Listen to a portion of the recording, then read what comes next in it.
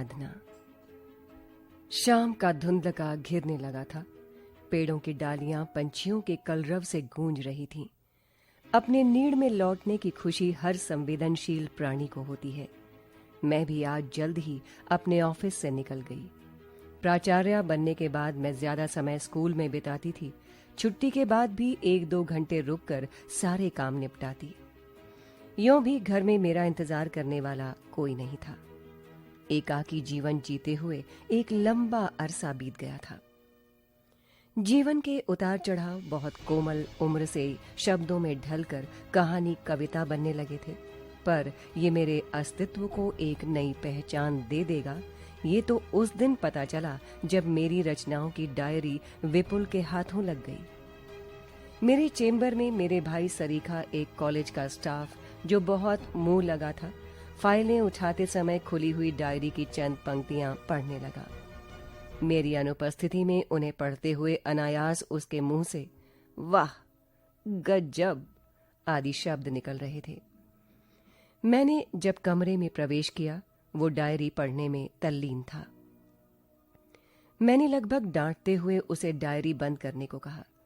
उसने बड़ी मासूमियत से जवाब दिया, गुस्ताखी माफ दीदी, मैंने आपसे बिना पूछे आपकी डायरी हाथ लगाई, पर क्या करूं, एक एक पंक्ति ने बांधे रखा। क्या खूब लिखती हैं आप। एक सलाह दूं, आप इसे छपवा डालिए। आपकी रचना में लाखों दिलों की वेदना छिपी है। प्लीज दीदी, इनकार मत करिए, मुझे दे दीजिए, मैं ये काम करूंगा। मैं उसे ना नहीं कर सकी। उसने प्रकाशक से संपर्क करके एक कहानी संग्रह छपवा डाला, और मजे की बात, हिंदी परिषद की ओर से उस कहानी संग्रह को साल की सबसे उत्कृष्ट पुस्तक का राष्ट्रीय पुरस्कार भी मिल गया।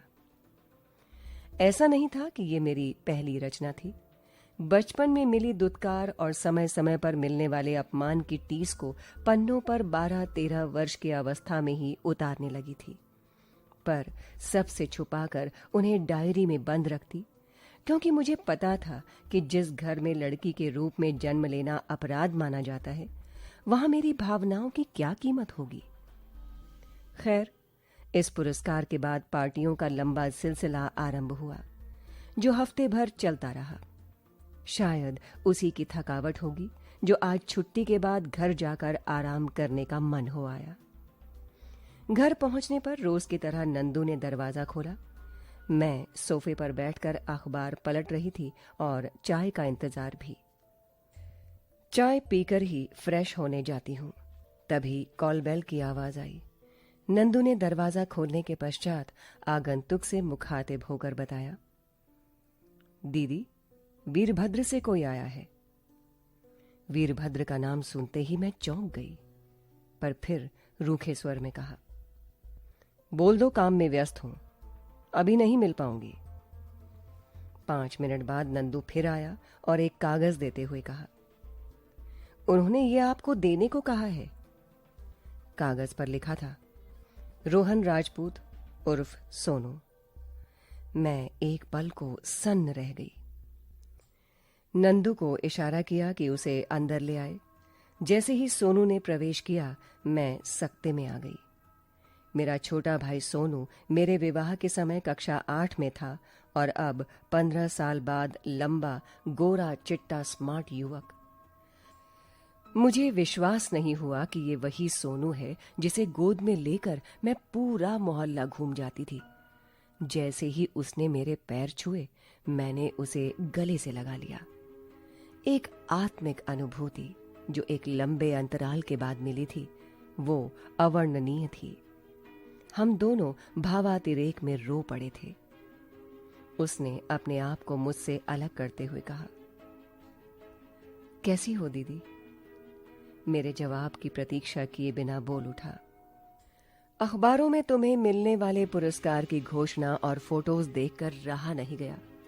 मां को बिना बताए ही चल पड़ा। मां कैसी हैं? पापा के पैरों का दर्द ठीक हुआ? तुम अभी क्या कर रहे हो? मैंने प्रश्नों की झड़ी लगा दी। सोनू ने कहा, सब कुछ एक साथ ही पूछ लोगी क्या? शायद तुम्हें पता नहीं दीदी, पिताजी 3 साल पहले गुजर गए। मुझे कोई आश्चर्य नहीं हुआ कि पिताजी की मृत्यु की सूचना मुझे नहीं दी गई। आखिर उस परिवार ने बेटी होने की सजा मुझसे दुश्मनी की हद तक निभाई। मैं एक मल्टीनेशनल कंपनी में बेंगलुरु में पोस्टेड था, लेकिन पिताजी की मृत्यु के बाद उनका काम संभालने वीरभद्र आ गया, सोनू ने बताया। इसी बीच नंदू चाय नाश्ता ले आया। चाय की चुस्कियां लेता हुआ सोनू मेरे घर का मुआयना कर रहा था, मानो वो जान लेना चाहता था कि उसकी दीदी वर्षों से बिना किसी मदद के कैसे जीवित रही और कितनी संपन्न है। उसने गांव, घर और अन्य रिश्तेदारों के बारे में बताया, कौन जिंदा है कौन नहीं, फसल व्यापार के नफा नुकसान, किसकी शादी हो गई किसकी नहीं।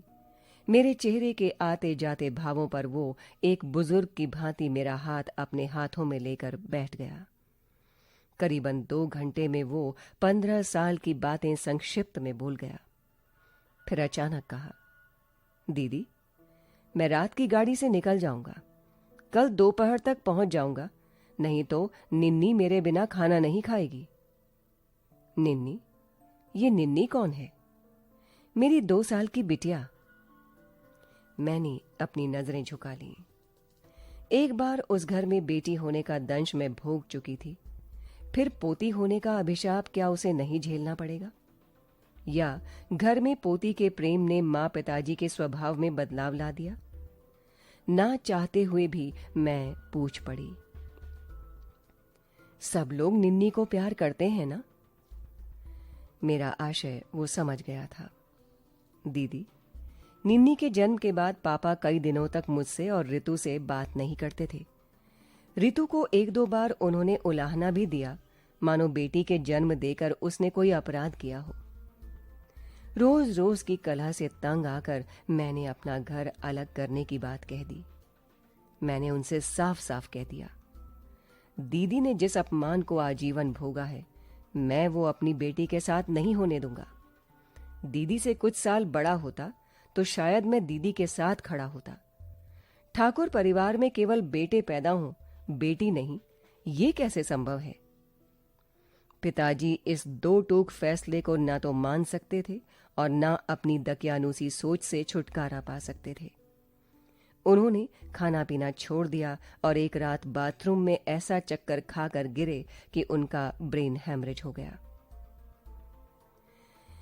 मैंने समझ लिया कि पिताजी को पोता न होने का कितना गहरा आघात लगा होगा। मैंने जल्दी जल्दी सोनू के लिए खाना तैयार करवाया। जाते जाते वो फिर मेरे गले लग गया, जाने फिर जीवन में मुलाकात हो ना हो। उसकी हर बात पर मेरी उत्सुकता बनी हुई थी, केवल एक बार ये सुनने की कि दीदी, तुम्हें हम सब बहुत याद करते हैं।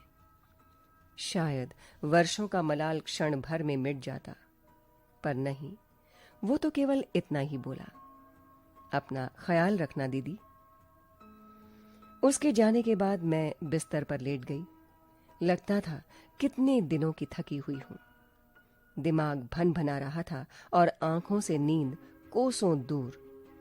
15 साल पहले की कहानी चलचित्र की भांति गुजरने लगी। एक बार तो कोफ्त भी हुई कि जब इतने सालों तक घर वालों ने कोई खोज खबर नहीं ली, तो अब क्यों पुराने जख्म ताजा करने ये भाई चला आया। मेरा जन्म एक बेहद दकियानूसी ठाकुर परिवार में हुआ था। दादी बताती थी कि मेरे जन्म के पहले पिताजी ने कई कर्मकांड करवाए थे कि बेटा हो, इसलिए मेरे जन्म के समय मातमी शांति थी। पिताजी ने मां से बात करना छोड़ दिया था। ये तो दादी थीं जो उन्हें समझाती रहीं कि बेटा या बेटी होने में बहू का कोई वश नहीं चलता।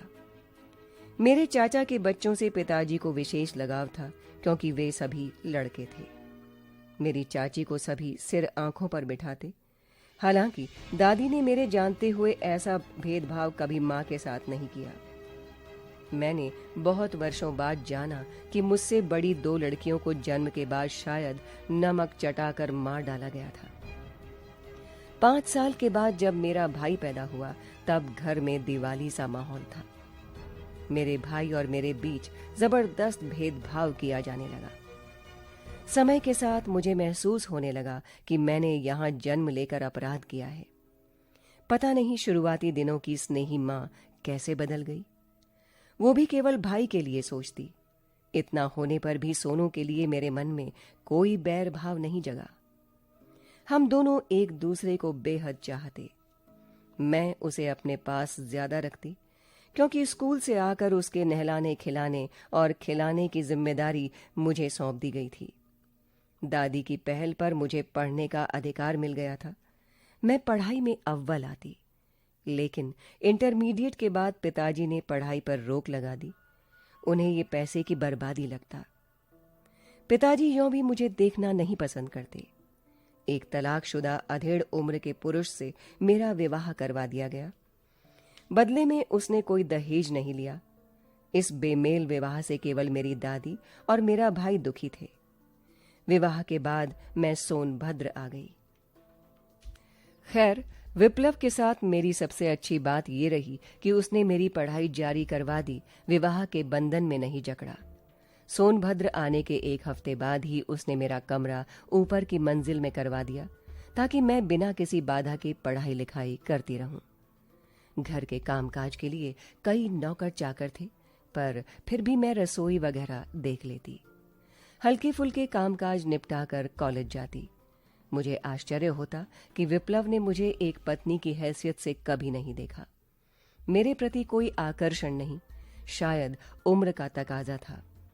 कॉलेज में लड़कियां पूछती, आज तो खूब सुंदर लग रही है, पति ने क्या कहा? मैं केवल मुस्कुराकर रह जाती। विप्लव के प्रति मेरी नापसंदगी अपनी जगह थी, पर उसने भी कभी प्यार का प्रस्ताव नहीं रखा। मानो ये शादी नहीं, एक साथ रहने की कोई डील हो। वो नीचे के कमरे में चैन से रहता और मैं ऊपर के कमरे में। मेरी शादी के बाद ना कोई मायके से मिलने आया और ना ही तीज त्योहार में किसी ने खोज खबर ली। मुझे याद है, शादी के बाद की पहली तीज में मैंने घर जाना चाहा था, तो विप्लव ने कहा था, अच्छी तरह सोच लो, वहां जाकर तुम्हें कुछ नहीं बल्कि बेइज्जती ही मिलेगी। उनके लिए तुम एक कचरा थी, सो उसे फेंक कर उन्होंने अपने घर की सफाई कर ली। फिर भी मैं गई। उसका कहना ठीक ही था। सोनू आकर लिपट गया और मेरा हालचाल पूछने लगा।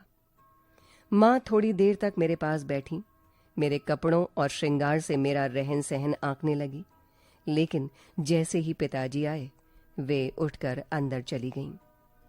पिताजी ने आते ही कहा, यहां क्यों आई? अब इस घर पर तुम्हारा कोई अधिकार नहीं। तुम्हें जन्म देकर तो हमने पहले ही जिल्लत पाई है। पता नहीं क्या पाप किया था मैंने, जिसकी सजा तुम्हें जन्म देकर चुकानी पड़ी। अब इस घर को भूल जाओ, यहां भूल कर भी ना आना। पिता की बातें सुनकर मैं अवाक रह गई। यों भी पिताजी ने कभी किसी की परवाह नहीं की थी, सो कोई उनकी बातों में हस्तक्षेप भी नहीं करता था। मां ने सही गलत के फैसले में कभी अपनी राय नहीं दी, और सोनू की सुनता ही कौन। उसे बड़ों के बीच अपनी बात रखने की इजाजत नहीं थी। चाचा मामा पिताजी के शागिर्द थे, क्योंकि पिताजी घर में सबसे बड़े थे। एक दादी थी जो अपनी बात मनवा लेती थी, पर वृद्धावस्था में वे भी ज्यादा नहीं बोलती थीं, या यों कहें, समय के आगे उन्होंने घुटने टेक दिए थे। जैसे तैसे मैंने रात गुजारी और सुबह की पहली गाड़ी से वापस आ गई, फिर कभी वहां ना जाने की कसमें खाते हुए। मेरे उतरे हुए चेहरे को देखकर विप्लव ने कहा, सब ठीक है ना? मैंने कहा था ना, वहां तुम्हें कोई नहीं पूछेगा।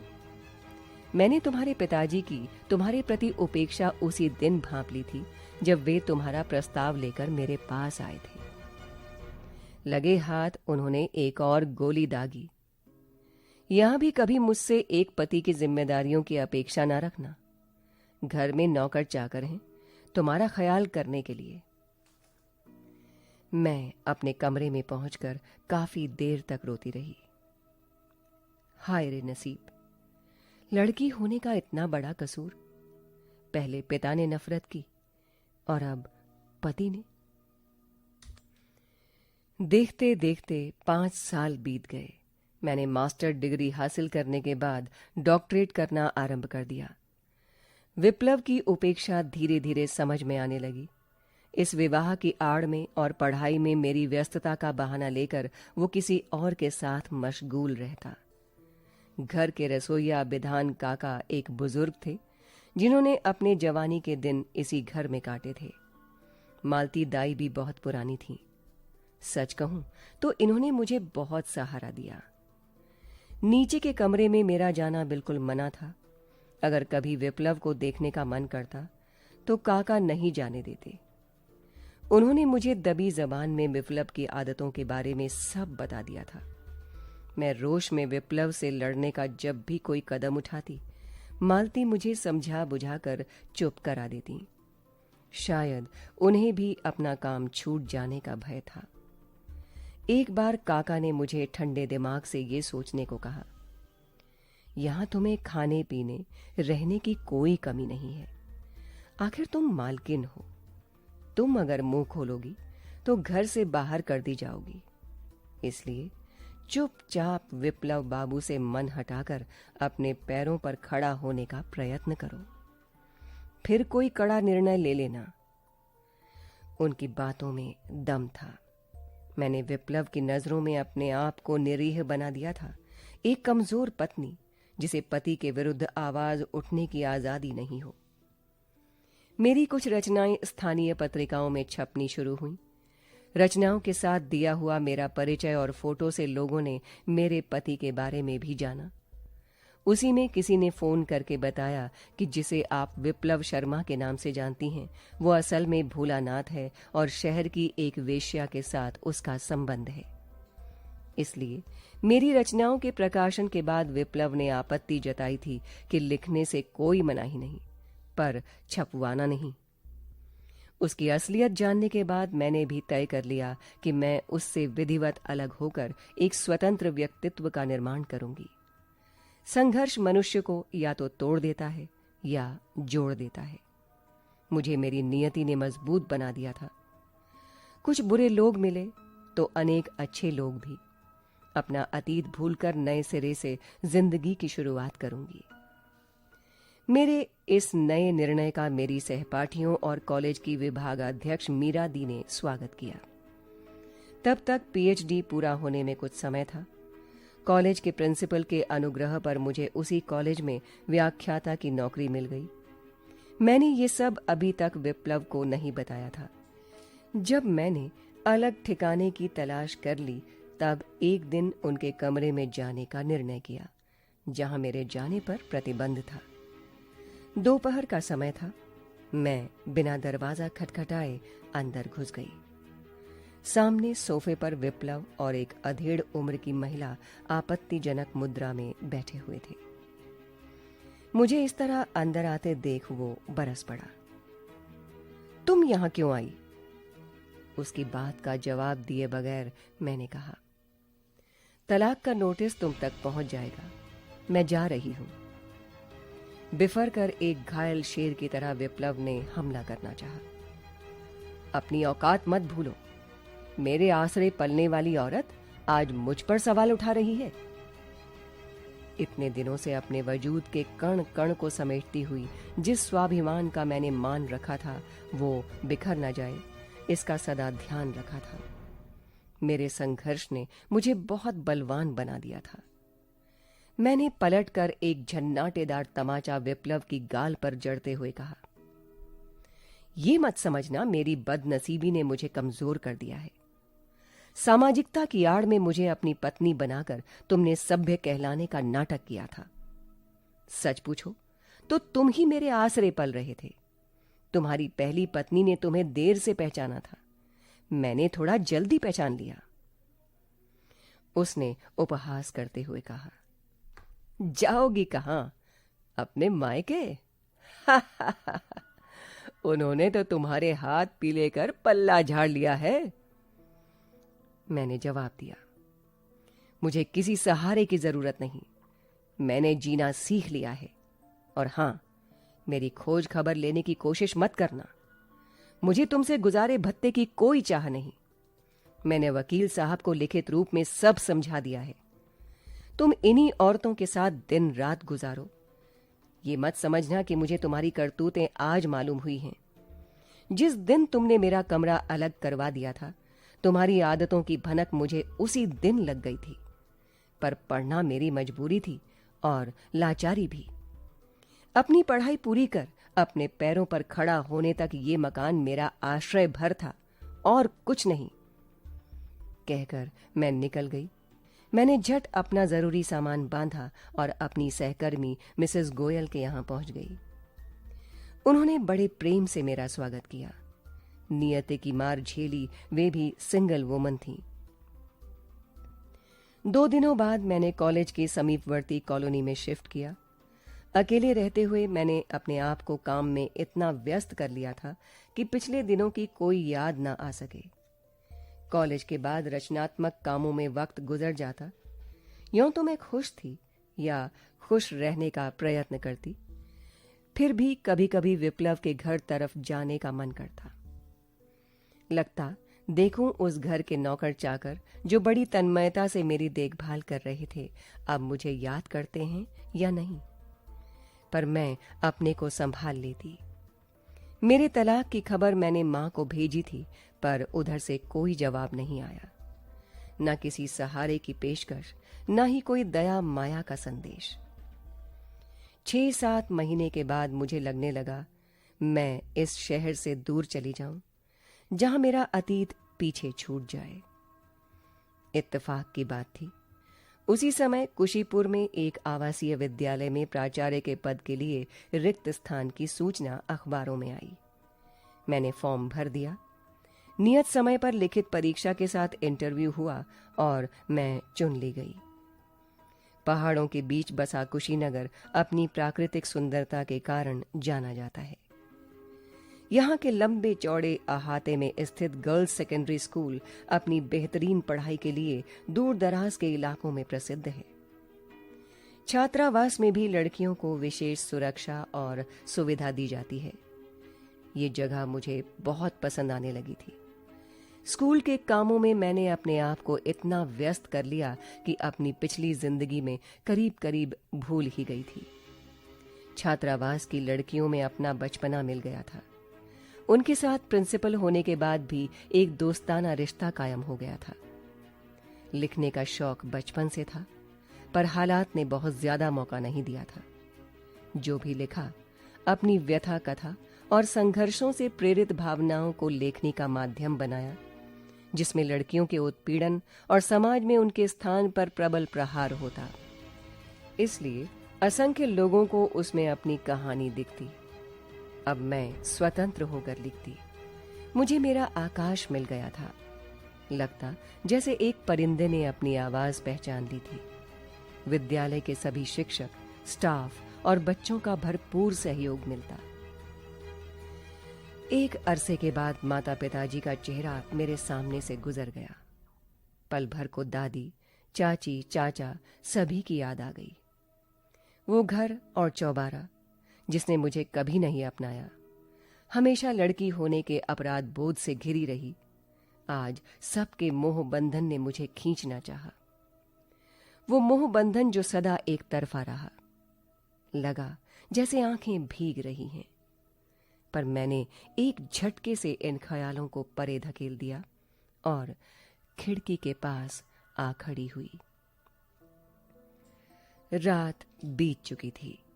चिड़ियों की चहचहाट और पहाड़ के पीछे से फैलती हल्की किरणें नई सुबह का संदेशा ला रही थी। रात भर जागने के कारण आलस और सिर भारी भारी सा लग रहा था। फ्रेश होकर चाय की चुस्कियां ले रही थी, तभी दरवाजे से छात्रावास की लड़कियों का समूह आता दिख पड़ा। उन्हें देखकर याद आया कि आज रविवार है और हर एक रविवार को हम स्कूल के पीछे बने पंछियों के हाते में उन्हें देखने जाते हैं। ये एक मिनी चिड़ियाघर था, जहां कुछ रंग बिरंगे पंछी और घरेलू जानवर थे। लड़कियों ने एक स्वर में गुड मॉर्निंग कहा और बाग में चलने की जिद की। दीदी देखिए, पहाड़ के पीछे बादल उमड़ रहे हैं, मयूर भी नाच रहा है, गीतिका ने कहा। मैंने उन्हें थोड़ी देर रुकने को कहा और स्वयं तैयार होने चली गई। मैंने सुर्ख लाल सूट पहना। रास्ते भर लड़कियों की चुहलबाजियां मुझे गुदगुदाती रहीं। सच, मेरी जिंदगी खूबसूरत हो गई थी। तो श्रोताओं, ये थी कहानी मेरा आकाश। आशा करते हैं आपको ये कहानी पसंद आई होगी। चयनिका के अगले अंक में हम नई कहानी के साथ उपस्थित होंगे। तब तक के लिए नमस्कार।